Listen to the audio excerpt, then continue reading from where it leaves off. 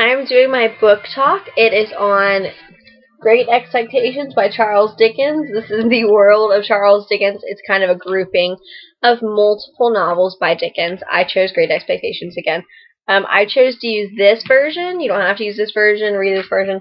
I chose this because it's complete and unabridged, meaning it has not been edited or anything.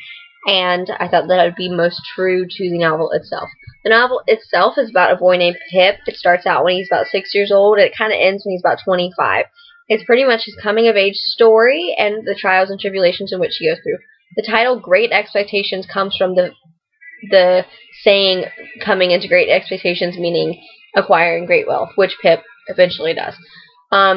Being a coming-of-age story, it's kind of the truthful coming-of-age story. He's an orphan. He acquires multiple wealth. You know, this is him going up. He peaks, and then he kind of just, like, falls down. His life kind of sucks. A lot. The book itself, I really did enjoy. I thought I wasn't going to, because Miss Phillips was like, don't read it, it's not good. But I was like, I got this, I'm going to read it. So I decided to read it, and I actually really liked it. The style is written in classic Dickens literature. I've actually never read a Dickens novel before, and so it was a little bit more difficult to follow than I thought it would be. I had to go to some external sites, like SparkNotes and Shmoop, just to kind of get a general idea in certain parts. Dickens is very, very, very, very, very descriptive, very emotional. When descriptive, I mean he's very descriptive of the setting and the plot, meaning he's very into the weather and, like, the colors and all that stuff. Kind of weird. Kind of cool.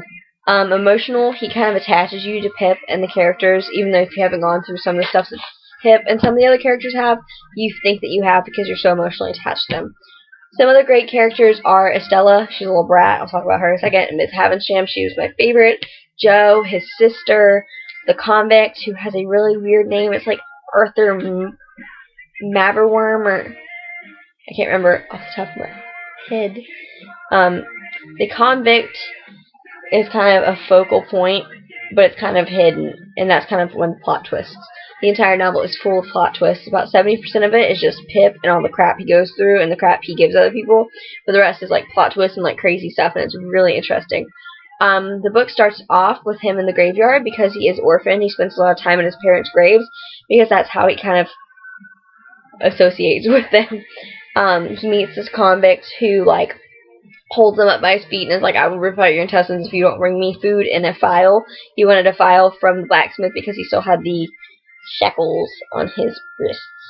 And so Pip knows his sister's cray, and he, like, runs home, and he's like, yo, I'm sorry I'm late, some stuff happened, and she's like, you're crazy, I'm crazy, I'm gonna beat the crap out of you. But Joe's like, don't do it, he doesn't deserve it. And so he's like, wow, thanks, Joe, and he realizes how much Joe kind of really does care for him and saves him because his sister is again crazy. He steals from Joe and his sister, even though he, like, knows better. He knows he's going to get in trouble, but he does it anyway because he doesn't want to die. He later returns with the bread and the file to the convict and gives it to him, and later finds out that the convict does go back to jail. A little bit later on, he's chosen to become a playmate for Miss Havisham and Estella. And Miss Havisham is probably my favorite character. I don't really care much for Pip. I think he's a jerk and just kind of doesn't care and just kind of steps on people to get what he wants. Whereas Miss Havisham, she kind of has gone through a lot and is like cray, but she's super cool. She wears her wedding dress and one shoe all the time, and all the clocks in her house are set at a certain time because she was left at the altar. She raises Estella, who's her adopted daughter, to be a little biatch and be cold-hearted and rude because she wants to play revenge on the men. Pip falls in love with Estella, and even though they're from completely different social classes and, like, she hates him and is just, like, too good for anyone, he still becomes attached to her. Later on, he is told by Miss Havisham that he's kind of done his duty and here's some money, like, to go back to work, and he's kind of disappointed because, like, he thinks that he was, like, being groomed to be a gentleman and to marry Estella, but that was not what really happened.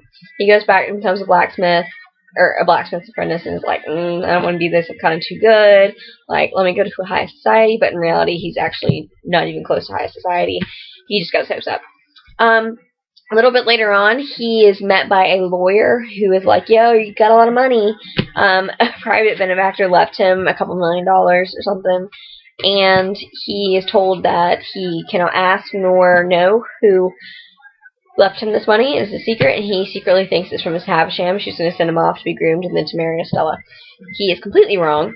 I will not tell you who it is, because I will not spoil it, because you should read this book, but it's not her. Plot twist.